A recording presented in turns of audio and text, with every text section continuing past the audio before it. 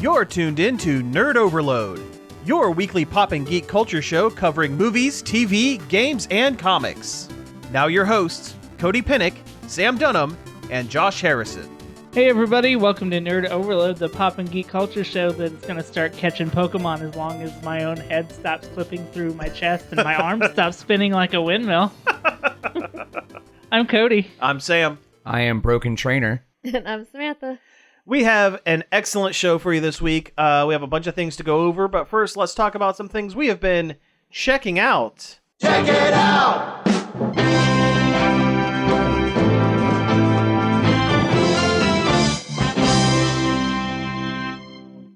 Let's talk about some things we've been doing. So I, on a lark, picked up Legend of Zelda Link's Awakening for the Switch, the remake. That's a game's a couple 2-3 years ago old. It was so good, though. It was. It's like, the quality of life was so good in that game. It is. Link's Awakening is probably one of my favorite Zelda games. Yep. Honestly. Because it's so weird. Top 3, I would say. Oh, yeah. Absolutely. I mean, it was definitely kind of the Mario 2. I think it has the best plot of any of them, honestly. It's weird. It's different and weird. It's weird, and it's kind of like melancholy in an odd way, without being dark like Majora's Mask is. Yeah. I was reading up on the production of it, and apparently one of their big influences at the time, because the game was originally a Game Boy game that was remade, that's been remade multiple times. Twin Peaks was a major influence on they wanted something that just everything felt off. They wanted to be a Zelda game, a top-down Zelda game, but everything just feels weird. And it has that weird dreamlike kind of feeling to Especially it the entire with time. how toy-like everything seems like in the remake. Yeah, the new graphics are amazing. Yeah, everything has a vinyl toy look to it that's very nice.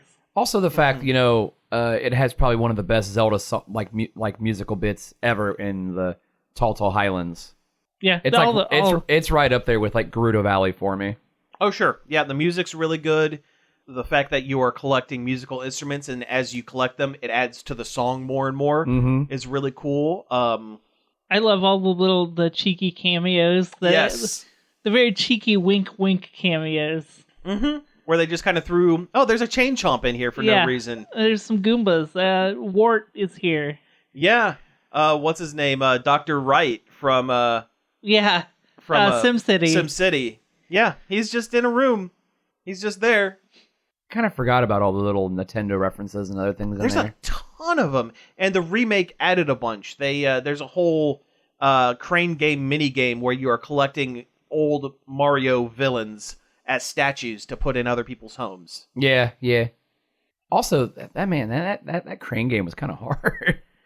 They added some extra physics to it and made it that much more difficult. Well, it was trivial in the original game. It really was. Yeah, you did it once and that was it. Yeah. Once or twice. But to get those heart pieces. Yeah. I like how little they actually changed it. Oh, too, yeah. Because it really doesn't need it. The original Game Boy version is just as playable now as it ever was. It really is. And not a lot of people liked it, but I actually kind of like the dungeon builder. Dompe's dungeon shack, where you get random assorted rooms that you are supposed to place together in a grid to make special dungeons and do challenges and stuff. A lot of people didn't like it, and I think it could have used a little more. It was about 75% good idea. Yeah. The execution wasn't the best, but I still enjoy it. I thought it was fun. I think it's unfairly maligned because it's not Zelda Maker. Yeah. If you appreciate it for what it is, it's good. Yeah. And also, I don't want them to ever make a Zelda Maker because people can barely make Mario levels. There's no way they can make Zelda dungeons. And have it be fun and enjoyable. That are any good, yeah. Yeah, absolutely.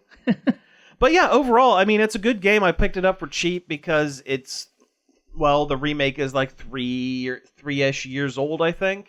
3 or 4. But Nintendo games really don't drop in value. Right, well, I found a good deal on it. Yeah, if you find a good deal on a Nintendo, first-party Nintendo game, you gotta get it. Yeah. They don't ever go down in price. Yeah.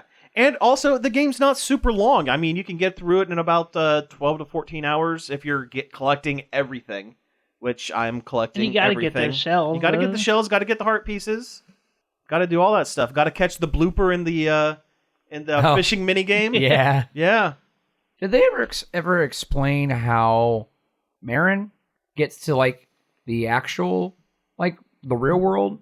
She doesn't. She doesn't. She doesn't? She is a dream. Everyone on the island Well, I is know, a dream. but I of the could have sworn Windfish. she pops up in another game somewhere. Well, she's in Hyrule Warrior, but everybody's in Hyrule. Yeah, that doesn't count. That doesn't count for anything. I'm not talking about Hyrule. There is, if you get 100% or something, there's an extra seagull in the sky at the end. It's not 100%. It's a no death run. Oh. Which is actually pretty easy because the game is also fairly easy, especially if you have a half an idea how to play a Zelda game. I'm about halfway through it with 0 deaths and have so many hearts now. It's like, yeah, knock on wood. But there's so many deaths now and an autosave and rollback feature on it. So it's like, you could just kind of roll it back. But yeah, there'll be an extra seagull in the sky, and that's Marin. Yes. The what I really like are the full animated intro and out. And, those are gorgeous. and outro Yeah, of it. they They're were really beautiful. They're very beautiful. I like it a lot. And the other thing I've been doing, I've been kind of going back and watching episodes of Batman the Animated Series and Power Rangers for very obvious reasons. One of the reasons we'll get into later in the show. Those Batman episodes are great. Oh, so good. I love the whole Bruce Timm era of like the DC animated universe. It was so good. Super, super good stuff. It's a solid 15, 20 years of shows. Oh, yeah. Oh, yeah. I mean, you had Batman the Animated Series. You had Superman. The new Batman Animated Series where they kind of changed the designs a little bit. Mm-hmm. Justice League Unlimited, Batman Beyond, Static Shock, kinda. Static Shock counts. So does the Zeta Project. Oh, yeah, the spinoff from Batman Beyond. Does Freakazoid count? It doesn't count, but it should. Because it was almost the Creeper. It was Freakazoid was almost the Creeper of the show. Yeah. And and there was an episode of with the Creeper, the new Batman Adventures with the Creeper, and he's very much like the Freakazoid. He's Freakazoid. Yeah. So good though. Mm-hmm. Like, I wish they'd make more Freakazoid. I wish they would too. Now's the time. Yeah. Now's the time for more Freakazoid. But like the big things I think that people forget about the Batman the Animated Series, it was the origin point of Mr. Freeze's resurgence in his canonical like backstory with Nora and everything. Good backstory. His good backstory. And Harley Quinn. Harley Quinn comes from the series. She was not in the comics until after the series. Well, it also solidified and brought prominence back to Clayface. Clayface was a one-time villain, and it brought Clayface back in a big way. That first 2-part episode with Clayface. 2 of my favorite episodes. The animation in those is so good. Animation is so good, and giving him a kind of a tragic backstory to go along with it. And because the show doesn't typically deal with supernatural elements that much, but giving Batman a villain with superpowers and making it believable, like, oh yeah, no, this definitely happened to this guy, and he can change his face and stuff. That episode is anime. Yeah. Kinda. 2 of my favorite episodes are the ones with Hardak. Yes, the Heart of Steel. Heart of Steel. 1 and 2. Yeah. You know, the voice of Hardak was in Blade Runner. The little guy that the puppet maker. The puppet maker. Yeah. Mm-hmm. Yeah. That's Hardak. That's the voice of Hardak, the supercomputer. If you told me Hardak was like a Transformers character, I would believe you. Yeah. Sure. I mean, he has a very generic sci-fi machine name. Yep. I also forgot how many kind of bad episodes there were. Oh yeah. It's a kid show in the end. So every couple of episodes, you're gonna get something that's like. I don't know. There's that one where it has all those... The B-Team wrote it. The B-Team. There's that one where all those kids are like sitting in a room talking about Batman stories or whatever. There's that one. There's the one where a scientist turns Catwoman into a literal Catwoman. Yeah. Made of a half man, half cat. Oh, yeah, that cat cult or whatever. The cat cult. That's a bad one. Tigers. That is the episode's name. Yeah. I remember that one. Yeah. But for every Tiger, you have, and I almost got him. Yeah, which is one of my one of my favorite. That is like one of the best. Harley Quinade. Harley Quinade is really good. Harley's Day Out. Yeah, that's a good one. Yep. This is blabbing about Batman, the Batman podcast.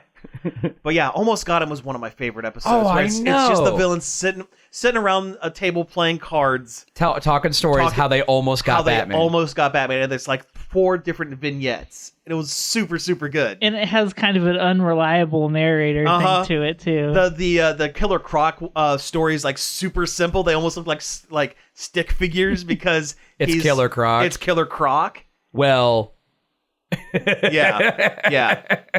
But no, it's really Also, the fact that they made a actual Almost Got 'Em game. Yeah, they made a board game out of it. Sort of. I mean, card game or something. It's less. It's more like almost like Werewolf.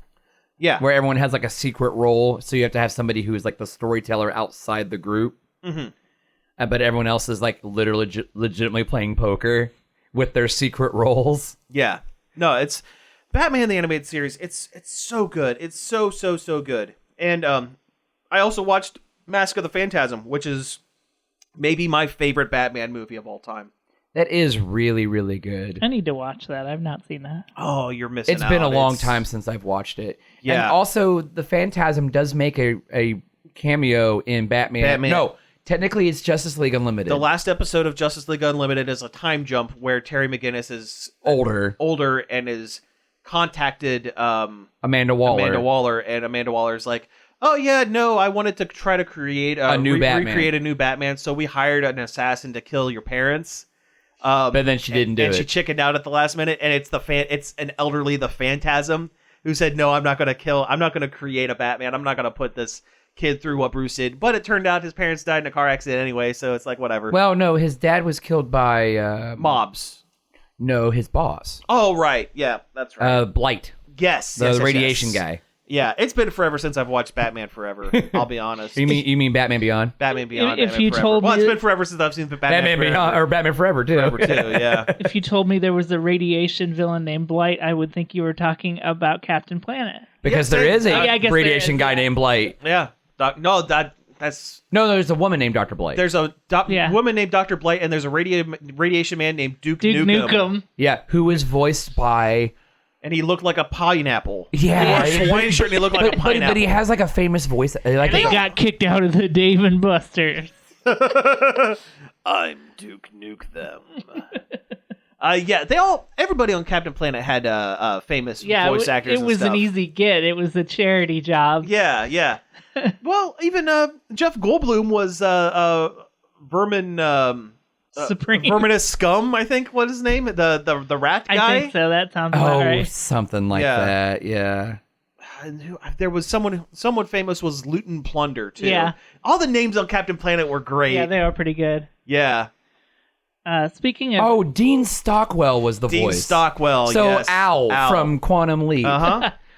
Which I guess is... so he's no longer with us, Dean Stockwell is, but his character, Al, is playing... very, very, very heavily into the new Quantum Leap show. I think Nicole told me it's his daughter or one of his daughters. His daughter started leaping because Al left her a message.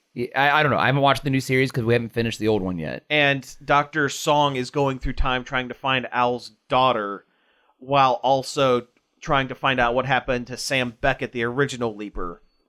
And because the old series ends on he never made it home. Yeah, it doesn't really. Isn't it just like a title card shows up? Well, yeah, he just keeps leaping, and they lost track of him. Is how the old series end. And Ernie Hudson in the new series, I learned this. Ernie Hudson's in it? Ernie Hudson is like the lead scientist in the new facility, and his nickname is Magic because he can kind of.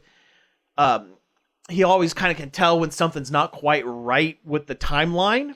So he's like the new Ziggy? Kinda. And here's the way they tied it in. They he mentioned offhand that he had ties to the leaping program for a long time. And as it turns out, there was an episode in the original series where Sam jumps into the body of his brother during the Vietnam War and saves his brother's life and his platoon while in Vietnam. And Ernie Hudson's character was a member of the platoon. And he knows I should be dead, but I'm not because of a Leaper. And ever since that day, he can sense anomalies in the time stream and can spot people that have been affected by a leaper. Which is weird because we're in the last season and there are like a couple episodes where they brought in the evil leaper. Oh, the evil leapers are so great. They suck, but they're great. But I think it's also because there's an episode, it was where they make a lot of references to old leaps. Yes. Because he got shocked going into a leap at a 60s era or a 50s era insane asylum. And he under manipulation by truth serum divulges the quantum leap program to government agents, and they create a but I don't think it's ever explained, but it's kind of like if you think about it, this is why there's an evil leaper, why there's a second program. This has been Quantum Geeks, the Quantum Leap podcast. I would do that show. You joke. I would do a Quantum Leap show. It's so goofy and weird, and I love it. We would end every podcast episode by saying, "Oh no, oh boy, oh boy, oh boy." No, Knuckles says, "Oh no." Sam Beckett says, "Oh boy," and almost everyone. And some of the weird one, like the last one I remember we started watching was the one where he's like the driver or something of Marilyn Monroe. Yes. Yep. But also, some of those episodes are so good, but also so weird. Like some of them are really good, and others are really uncomfortable. Some of them are a little off. There's weird.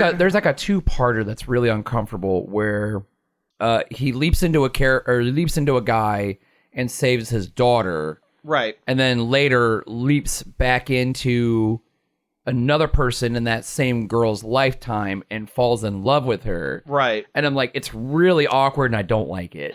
Well, there was an episode, I think I mentioned it on the show before, I watched recently called Jimmy, where he leaps into a... There's actually a two-parter with Jimmy. Yeah. They're seasons he leaps into apart. the body of a guy with Down syndrome in the 1960s, 1950s, before something it was... like that. And he basically, his job was to try to... Get Jimmy a job. Keep Jimmy from going into... Back into the facility. The facility, yeah. But that's also the first episode with the evil... The second one is the first episode with the evil leaper. Oh, yeah. Yeah. Because the evil leaper jumped into his brother's wife. Oh, sure. So... Yeah. And Good stuff. That turns into a whole thing. Also, it's some of those cheesy 80s / early 90s special effects. Super good. Also, they do so many episodes set in the 50s. Well, Probably it's cheap. easy. Well, yeah. Also, that 80s nostalgia of the 50s. Yeah. Sorry, we kind of dominated we kind of out. over. Yeah. So you want to talk Chainsaw Man? Oh, wow. You've been watching Chainsaw Man? We've been watching Chainsaw Man. It's really good. Yeah. It's a good anime. It's about a world where there's like devils and demons that show up and people have to fight them.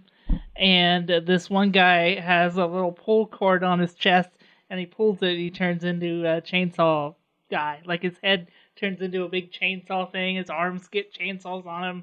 And he fights. He's got a puppy with a chainsaw coming out of its face. I was going to say, yeah. I've seen the dog. Yeah, well, for a little bit he does. Okay. Oh. Well, that's where it's not really a spoiler. That's where it's in the first episode. That's how he gets the powers. Oh, really? He gets killed, and his dog, chainsaw demon dog that he cared for when it was sick, so it likes him, goes inside of him and gives him his chainsaw powers and keeps him from dying. Okay. Gotcha. And he's like a real down on his luck kid who has an incredible amount of debt passed down from his dad. So he basically just does whatever like these people tell him to do to make money, and then they take all his money. So he's like Spider-Man. Yeah. But then he gets picked up by an organization that hunts demons, and they kind of like goes kind of like the weird Bleach route. Yeah. Then they take him in, and he has to like acclimate to being not a scummy human, like a scummy poor boy. And there's like different people with different weapon power. There's like bomb woman or something like that, or the humans can make pacts with devils by giving something up and giving it to the devils. So like I don't know, if there's like a guy with an eye patch, maybe he gave his eye to a devil for a certain power. Gotcha. It's cool. It's it sounds simple, but there's enough stuff going Enough on to it. underneath. Yeah. Yeah, that makes it good. And the animation is really, really good. The fights are really cool. And the monsters look cool. Like his Chainsawman mask face head thing almost looks like an Ava unit. Yeah, it kind of does. Just not, green and purple. And Power is the best character on the show. She's just she is a devil, but she works for the good guys, and she's just a total gremlin. Nice. Is that why you like her? Because she's a little gremlin? Yeah. I mean, before she was picked up by this organization, she was just running around covered in filth, killing things. Ah. But it's really good. We've only watched 3 episodes, but I think there's only 4 out. But it's worth watching. Though, speaking of anime, Nicole had me start watching, it's called Lycoris Recoil. I think that's how you pronounce it. That's the title. That sounds like an anime. Well, it's not. It's spelled funny. It's sure it is. It's like LYR something. Anyway, but it's about a secret government organization that recruits school-age girls to basically be secret peacekeeping assassins. Boy, this sounds like the most anime thing. Oh yeah, To ever anime. But it's very very beautifully done. The colors and everything is very nice, and it centers around the main girl, who her thing is she doesn't want to kill people. She wants to stop bad people, but she doesn't want to. Even if they're bad people, she doesn't want to kill them. So everything she does is non-lethal. She uses pepper bullets and things like that. And even if somebody does get hurt, she treats them before she arrests them. I really like it. I think it's a really good show. We watched an anime movie too. We watched a Silent Voice last night. It was really good. It's kind of an emotional, sentimental type anime movie. A lot like Your Name. Oh, okay, sure. But it deals with bullying. It starts with this kid in the past in elementary school, and he's kind of a jerk, and he bullies a deaf girl in his class until she has to switch schools. Oh. And it's about him growing up and coming to terms with how much of a jerk he was. Yeah. But not only that, how it affected everyone in that class, and they go through and they all deal with their hang-ups. Interesting. Including the deaf girl. And it's really good. It's really well done. It symbolizes the alienation and the isolation he feels from other people by putting an X over their face. Oh, interesting. And once he makes a connection with that person and feels like he can look them in the eye again, the X falls away like a piece of paper onto the ground. Oh, that's kind of cool. Yeah, it's kind of clever. It's really good. It's a really good movie. The animation is gorgeous, and it's a good story. Okay. There's some suicide stuff in there if that's a deal breaker. A deal breaker for you, which if that is, that's perfectly reasonable. But it's a tough subject, but it handles it well. It doesn't trivialize it or anything. Cool. It's on Netflix. Okay. A recommendation from me. The seal of approval. Oh God. Or. There it is. All right. Hey, let's go ahead and take a break. And when we come back, we're going to get into some news. Hi, everyone. I'm Greg Dunham, the host of Long Play here on WZMO. Long Play is a show that appeals to music lovers of all ages. Here's an example. I love Long Play. There you have it. A completely unsolicited endorsement for one of our youngest fans. Grandpa, where's my candy? Ellie, be cool. Grandpa! Ellie and I would like to invite you to tune into Long Play every Friday at 11 p.m. and Saturday at 3 p.m. right here on 104.7 WCMO. Hey everybody, welcome back to Nerd Overload, the 4-dimensional experience. I'm Cody. Be careful, there might be puffs of air on the back of your legs and or neck. I hate it. I hate it so much. That 4D experience of Honey, I Shrunk the Audience made you think that the theater was filled with mice, and I hated it. Extraterrestrial had that part where they like just dribbled a little water on you, and made you think it was blood. Yeah. I remember we went to a theme park, and I don't remember if it was Six Flags or maybe some old version of Cedar Point, but they had like that Leslie Nielsen pirate 4D experience. Oh yeah, I remember that. And I remember they were in a cave and a spider was coming down, and the spider was the 3D part of it. Oh, that's right. You're not a. Oh, I am a huge arachnophobe. You're not a spider guy. Not a spider boy. Nah. Yeah. And I was like slinking in my seat trying to get away from it. You're more of a J. Jonah Jameson than a Spider-Man. I don't want pictures. You don't want pictures of Spider-Man. Yeah, No. you don't even want the pictures. Yeah. God. Yeah. To live in a universe where Spider's Man is a thing. Oh yeah, yeah. Ugh. I remember the Muppets 4D experience. It was supposed to be the big kickoff for their big thing. I wish that I would have gotten to ride that. Oh, it was pretty fun. Or watch but that. I don't know. It was weird because it was made during that time when Henson had his half-hour show where it was like the Wonderful World of Disney, but Jim Henson, and they had that 3D Cubit or whatever his name was. Like Walter Graphic or something like Walter that. T. Graphic or something. Yeah. And that is the main character of the ride. Oh no. It was so weird. It was so weird. He's like the... Oh no, I'm getting him confused with the Muppet from the Jason Segel. Oh yeah, Muppet. that's Walter, Yeah, that's but Walter. it's like Cosmo T. Graphic or something like that. Something like that. Anyway, we're going to get into some news.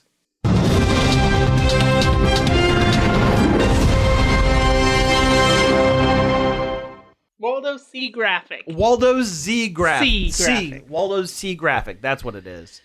Great name. Good job. Oh, yeah. We're Yeah. up all night on that one. 10 out of 10. No notes. All right, so let's get into some of this stuff. I think the first thing we're going to talk about is Pokemon Scarlet and Violet is out.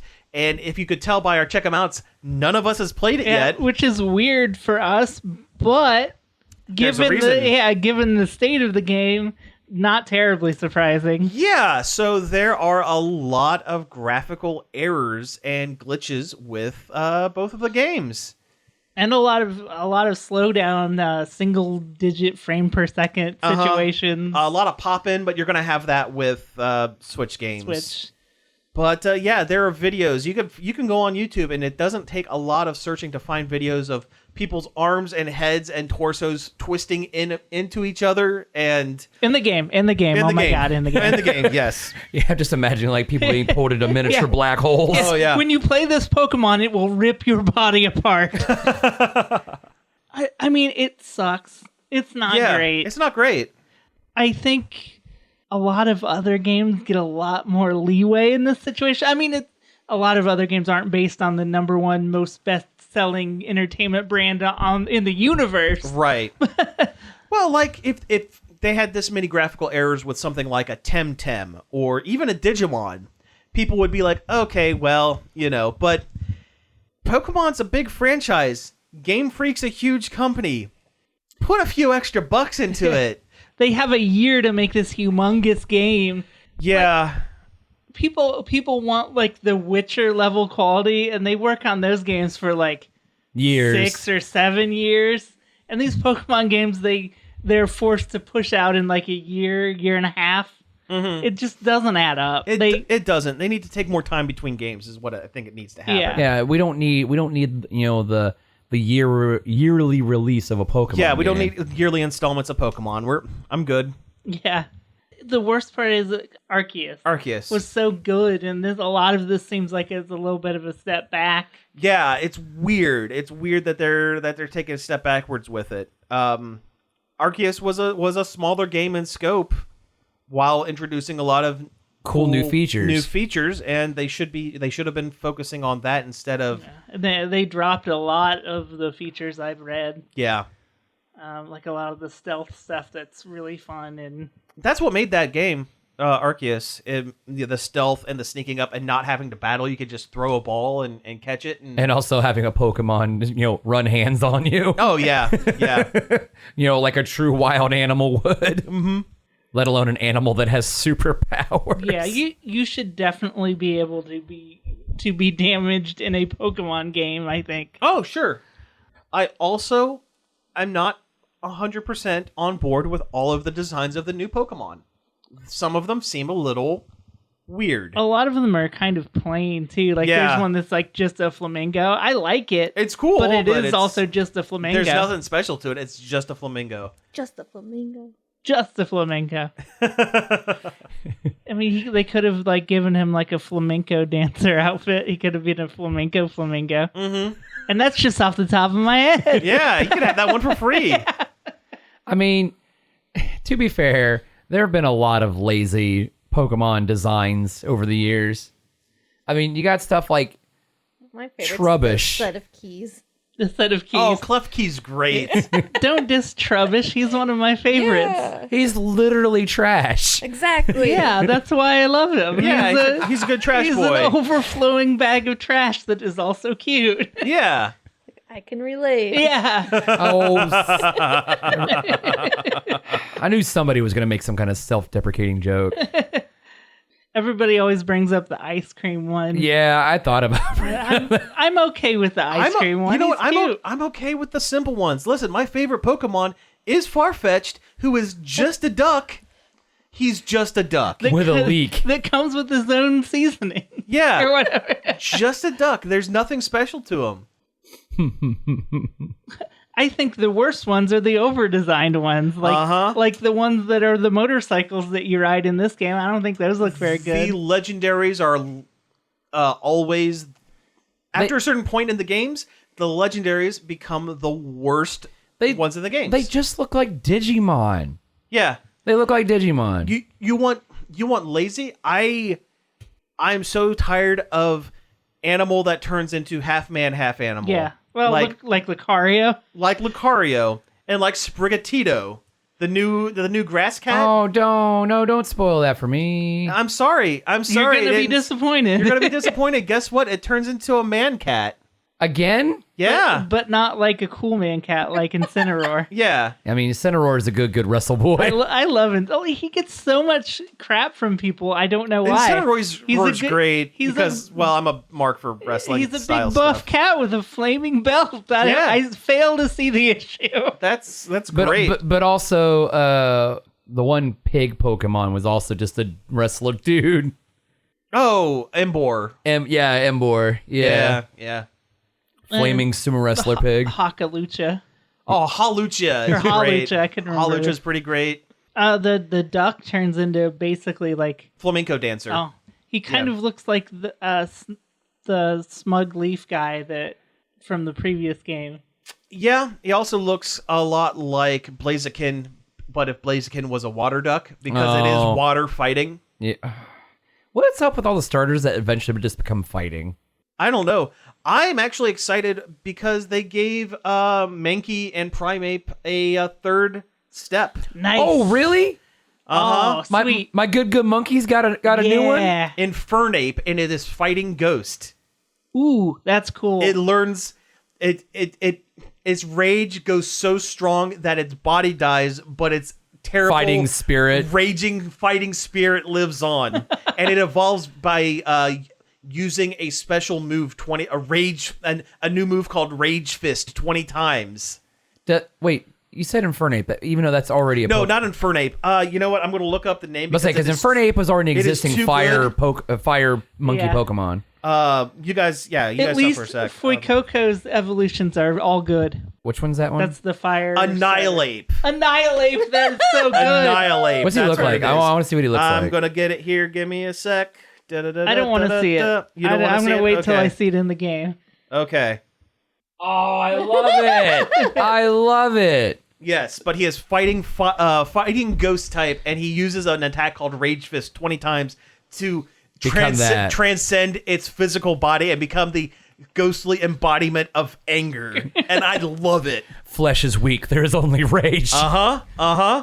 Hopefully they'll throw some patches on this and it'll be better. I will probably pick up the game before the end of the year because there are some bonuses for getting the game within the first month or two. You get whatever. like They always special. do that. There's like a special Pikachu out now or something. Yeah, with Pikachu with a new hat or whatever. Yeah. So I'll probably get it then, but yeah, I'm definitely letting this one simmer for a few before I pick up the game. And if it's not good, this will be it. When was it. when was the last time they threw a new evolution out there? Because it feels like it's been a minute. Sliveon. Sylveon. in X and Y. Oh, so it has been a while. It has been a while. There have been almost every gen since then. There have been teases of things like Titanion, which would be a steel type, or was it Terion, like a ground type or whatever, or a rock type. Teriyaki-on, yes. But yeah, here we go with the people eating Pokemon again. Yeah, but no, there's a lot of weird gimmick. I spent the evening last night at work. Had some downtime, so I spent it on Bulbapedia, just kind of familiarizing myself with the new Pokemon. With the new Pokemon, and there are a lot of just kind of. So when I see a picture of it, I go, "What's that thing? Oh no, that's a new Pokemon." And there's some Who's that are that just Pokemon? Dumb. I don't know. There's a lot of gimmick ones. They're like weirdo gimmicks.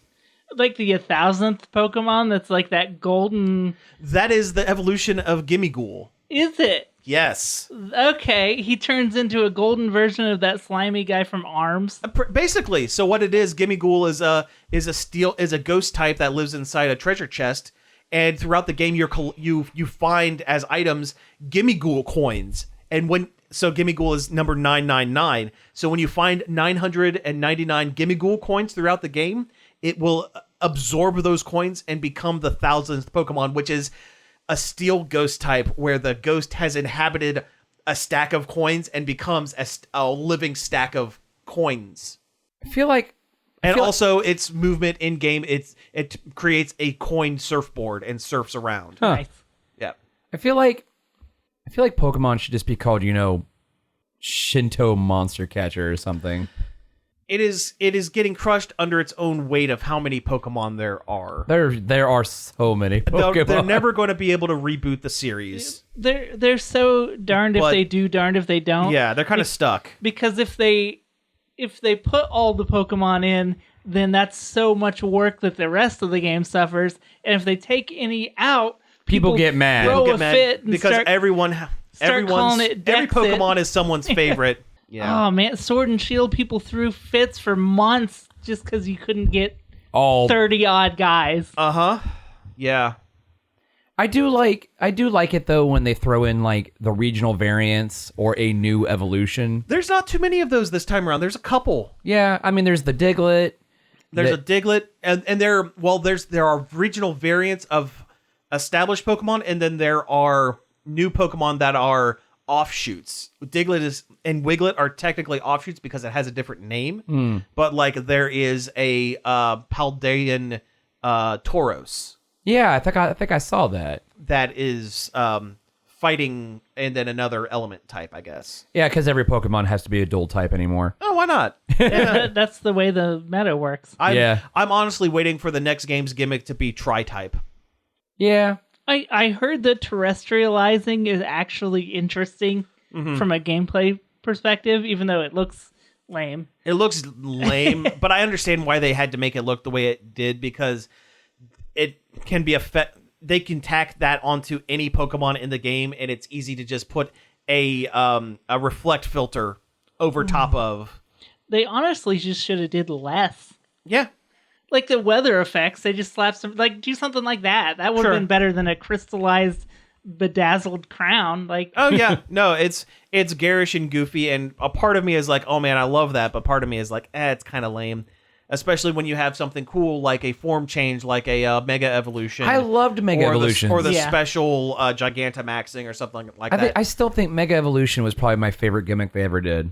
Yeah, it was like the first one they did. Yeah. And the best one they did. I even like Z moves. And Z moves were kind of lame, but it gave, at least... You had like a limit break on your Pokemon. You had a limit break on your Pokemon, and that's kind of neat. It made a lot of the fights too easy. Sure, but... They could have balanced it better. And they sold... Also, it's Pokemon, and Yeah. Pokemon is too easy. Also, it's a kid's game. And they sold so many toys of those stupid Z-Move bracelets. Oh, yeah. All right, let's move on to some other stuff here. So Blizzard's backing a lot of their games, or all of their games? Just about all of them, I think. Out of China. Our Blizzard is discontinuing services in China, which is a huge deal. That is a big deal. Because one, China is a huge gaming market, an online gaming market, or just Asia in general, really. Yeah.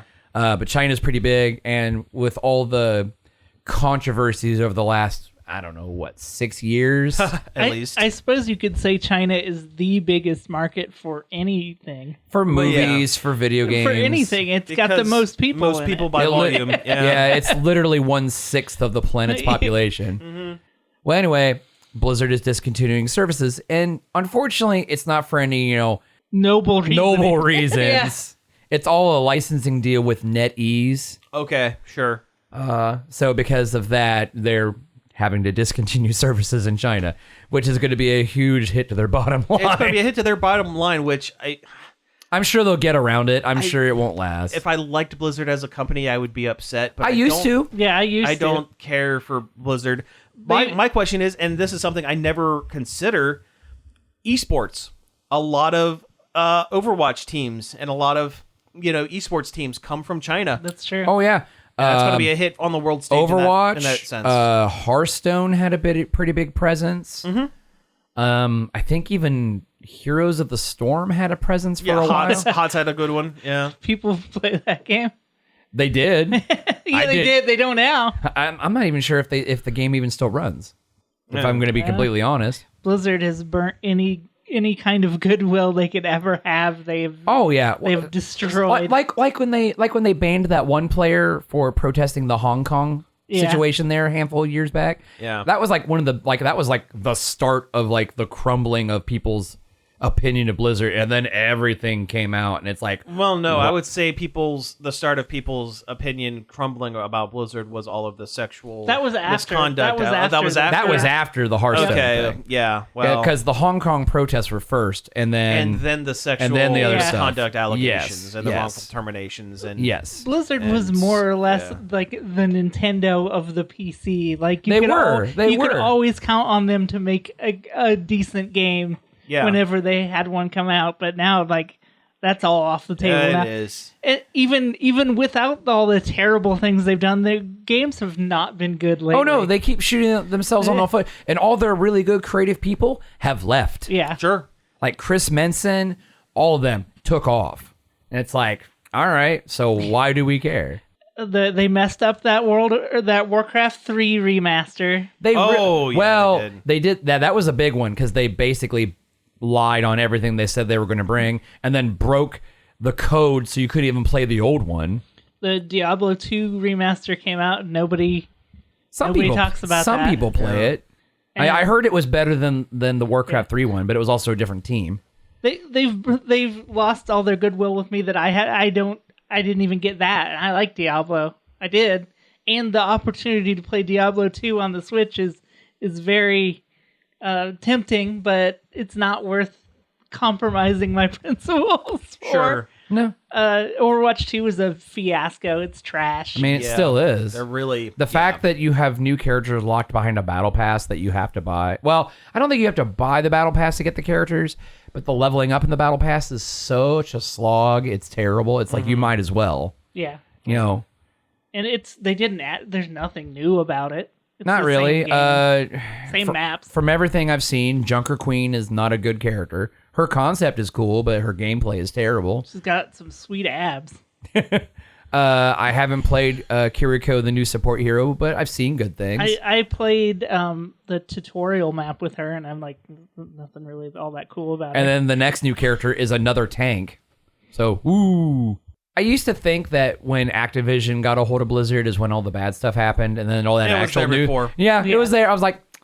No, it's always been there. They just got a little more cavalier about trying to hide it. Yeah. Activision just amplified it. Yeah, and I think that's where a lot of the bad game decisions started coming in, too, because Activision is a lot like EA, where something always has to come out. Yeah, right? How can we squeeze more money out of this $60 video game? Exactly. Yeah. Microtransactions and this, that, and the other. It's like, all right. This is a news item that was on the board for a couple weeks we haven't touched on, but EA got a deal with Disney and Marvel to make like a couple games. Yeah. We'll see what happens. Yeah, that's not thrilling. Marvel games are typically not the best. There are some exceptions. Few and far between. But typically not. That Square Enix Avengers game was like, it wanted to be good so bad, but it was not. It killed itself with its own like always online multiplayer crap nobody wanted. Yeah. People want to go to a Marvel game for like a cinematic story. I would think. Yeah. Like the Guardians of the Galaxy game they did that actually was very good. Yeah. And Spider-Man was really good by Insomniac. Yeah, which is the same. It's a cinematic single player game. Which gives me hope to the Wolverine game that Insomniac is making. I'm like, Oh, sure. I forgot about that. I'm very so excited for it. Yeah.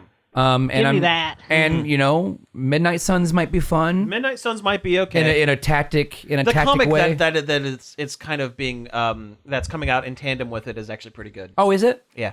Yeah, it's not bad. I mean, plus focusing on the mystical heroes is always fun too, because we don't get a lot of that. Not so much, but yeah. Anyway, more news. All right. Well, we have time for one more, and I think we should probably just go ahead and end everything on a down note, unfortunately.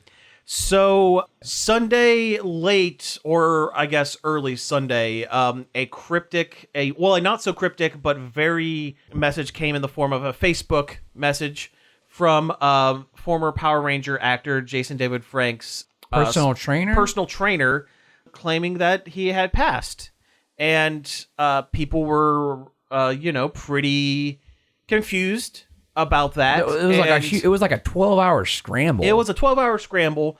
A lot of people thinking that it was some kind of hoax. Celebrity death hoax. Yeah, and I mean, that's what I thought it was at first.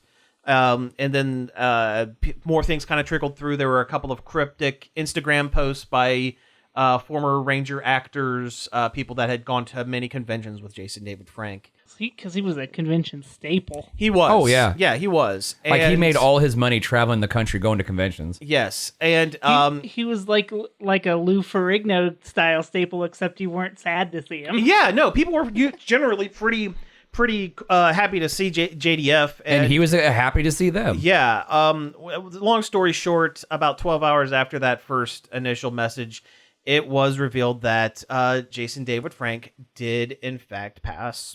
And it has really kind of shocked both the Power Ranger fandom and the general nerd community in general, because this is a guy who was overwhelming positivity. Think of him what you will. We have kind of dogged on him a little bit on the show every now and then, mostly because he was kind of annoying, which he was. Sometimes he could be very overbearing, and he definitely was a shameless self-promoter when it came to things. Oh yeah, he was his own biggest hype man. He was his biggest hype man. But while there's argument to say who the best Ranger was, there is no argument that Jason David Frank's character of Tommy was the most recognizable. Ranger. Oh yeah, by far. When you think of the franchise, you think of Tommy. You think of the Green Ranger. The White Ranger. You think of him first. Yeah. And he did a lot during the downtime of the series when the series wasn't doing too hot. I'm thinking end of the Disney era and the entirety of the Neo Saban era before Hasbro picked it up. Yep. He did a lot to help try to reinvigorate the brand and keep people's interest, and he was always enthused to meet fans. He would always take time to meet fans, go out of his way to help things.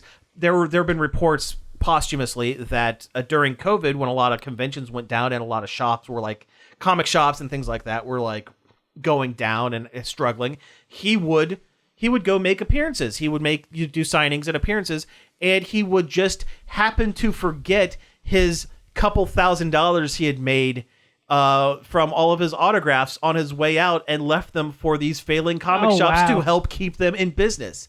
The dude, for better or worse, was a very positive force in geekdom as a whole, and it is really shocking to hear that he's gone, especially in the particular way that he has gone.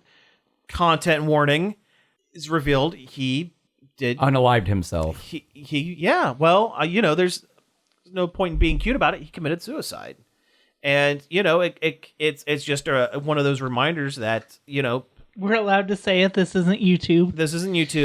But celebrities are people, and sometimes you forget about that because And especially in the world of, social media where everyone's connected and you have those parasocial connections and you start to see people as bigger than, see the persona more than the person. But it goes to show you never know what somebody's going through. you never know. Exactly. You never know. And it is, it's always, whenever I read about this stuff, it's a reminder, try to be kind to everyone you see because you never know what people are dealing with behind the scenes.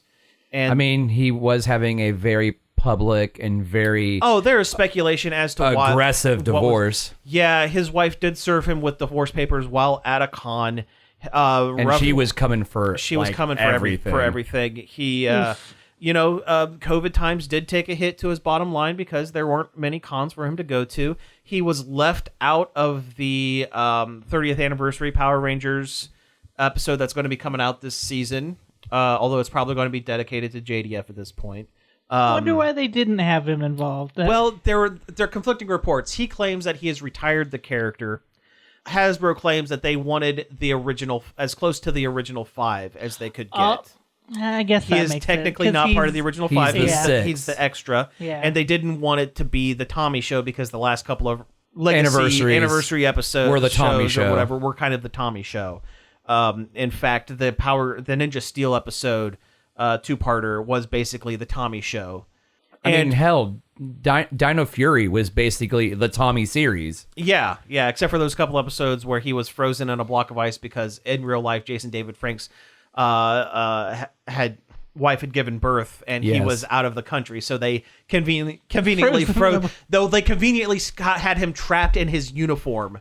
In his costume for a couple of episodes, and he recorded voiceover in a closet in, halfway across the world. Anyway, I thought they just literally froze him in a block of ice. It was like that Scooby-Doo. Well, no, there were also a couple episodes where he was frozen in a. I'm glad he's in there and we're out here, and I'm out here and he's in there. So what happened was JDF transformed into his costume, was frozen on a block of ice, was gone for a couple episodes, and when he came back, he mysteriously couldn't morph out of his suit for about 5 or 6 episodes because his morpher was broken and because they were trying to figure out the logistics of recording across the season in early 2000s or whatever. But back to all of this, I mean, it's rough. It's rough. You never know what he was going through. I heard there was one unsubstantiated report that one of his stepdaughters had passed in a car accident about a year ago, and it hurt him pretty well. There were some reports that his karate dojo in Texas was maybe not doing as hot. I think he has like 2 or 3 in Texas and 1 in California, and they weren't doing as well as to be expected. I mean, COVID probably affected that too. COVID was probably a lot of it. And I mean, you just never know. And, there's been a real outpouring of support from the community. There have been a lot of former Rangers, former cast members, people that knew him from cons have been kind of go nuts. I don't get too worked up over this kind of stuff, but I'll be honest, I almost shed a tear because Amy Jo Johnson hopped on her YouTube channel and did like a 15-20 minute live stream, and she was inconsolable. This is the original Pink Ranger, completely inconsolable. I mean, they both did a cameo for that Power Rangers movie. They were Bryan in the Power Cranston. Ranger 2017 movie. They as extras. I mean, once Tommy was introduced, those two had more shared scenes together than any other charter in the series. They built their whole thing into their love story. Yeah, and it was very difficult to watch because just the shock and so I'm sad to see him go. Yeah, I mean it's rough. It's rough. It's weird to see your childhood heroes die because everybody loved Tommy. Everybody loved Tommy. I mean, yeah, you talk to anybody about Power Rangers, the first Green Ranger was the coolest. Oh yeah, everyone's Green Ranger was the coolest. I mean, he did have the coolest look. He did have the coolest Zord. Yeah, I remember being a kid, and it was the season 2 episode, the white light. Yeah, where he gets his White Ranger power. White Ranger powers, and we never watched TV. As a kid, we never watched TV while we were eating dinner. Yeah, and the 2-part was airing. And we had this little radio with like a little black and white like antenna TV. And I remember all of us eating dinner. This was a special thing, gathered around this tiny black and white tube TV stuck inside a radio. It's about maybe 4 inches across, 4 inches by 4 inches. Thank God he was becoming the White Ranger. You would have had no idea. I had what no color. idea.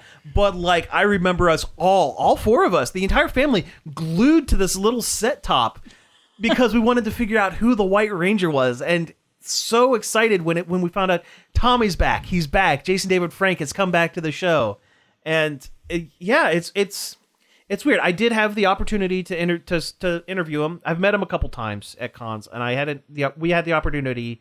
We were very fortunate back in 2014 to interview him, and it was a very short interview. And it was it's the first interview I'd ever done, so it's not very good. You can listen to it. It's on our podcast feed, but he was just super friendly dude, and the super, fact that he would give our little rinky-dink show a chance, the opportunity to talk and talk frankly about stuff. I was pretty much softballing him questions because I didn't know what I was doing, but yeah, the fact that he took the time, and that I actually kind of shocked him a little bit, because I brought up one of his post Power Rangers movies that he had done, the Young Defenders, which was this little independent movie that no one had seen, and he was so thrilled that someone was like, "Oh my God, you saw that? Holy crap! I made that I was in it for like 20 minutes." And it was like an extended cameo, but I remember working on it. And I made pocket change on that. It was so weird because it was like the first major non Power Ranger children's show, and it was kind of poking fun at the Power Rangers and stuff like that. But he was like so thrilled that someone had seen that, and you could hear it in his voice because he was standing there next to one of the guys from Boondock Saints, the one that's not Norman Reedus. Oh, the Sean other one, Patrick Sean Flannery. Patrick Flannery. They were both doing interviews. I remember that. And you could hear him on our interview go, "Dude, do you hear this? I no one's seen this movie." And he's talking to Sean Patrick Flannery, talking about how I had this deep cut. And that was really cool. That was a cool night. That was a really cool night. That was all at 16-bit. I was gonna say that was a 16-bit. Really cool. Yeah, but you got the autograph of the Boondock Saints' dad. I think. We think. Yeah, I think so. Yeah, no, he wasn't there. It was David DeRocco, Sean Patrick Flannery, and Norman Reedus. Reedus wasn't there. Yeah, he was. No, Norman Reedus wasn't there. No, it wasn't. Not at 16-bit. No, but at the con. At the con, yeah. But anyway, we're running way over. Then who was the old man that signed a plane ticket and gave it to you? It was probably David DeRocco. I think that's right. Probably. Yeah. Well, anyway, we're running way over. We got to wrap things up. But I just, maybe it was just an old man with a plane ticket. Yeah, you never know. Hey, maybe he wanted to fly you somewhere. But it's sad to see JDF go. It's the Power Ranger community is not going to be the same, and that's, I don't know. I guess it's weird when a tiny part of your childhood kind of shows their humanity in the worst possible way. I was gonna say, makes me feel like we're getting old, but that's not even the case. He wasn't even that old. He wasn't. He was 49. Yeah. He wasn't that old.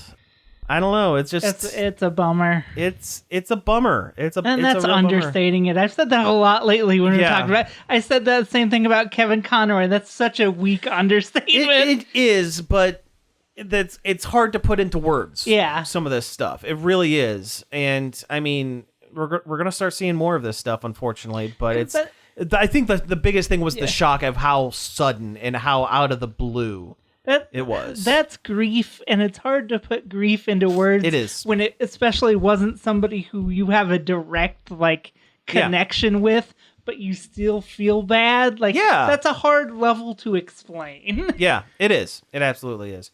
Listen, we've gone way over, so we got to wrap things up. You have been listening to Nerd Overload. Thank you very much for tuning in. You can find us each and every day over at nerdoverload.com. You can find us on Facebook, Twitter, Twitch, Instagram, and Patreon at Nerd Overload Now. You can email us at staff@nerdoverload.com. And you can't call us anywhere, so don't worry about it. We'll figure it out. We'll fix it. You can find all of our back episodes on various podcast apps such as Apple Podcasts, Spotify, Stitcher, Google Play, and more. And finally, I'd like to thank David Pencil for the use of our intro and outro. You can find more of his stuff over at davidpencil.com. So thank you again for tuning in, and we will be back next week, and may the power protect you.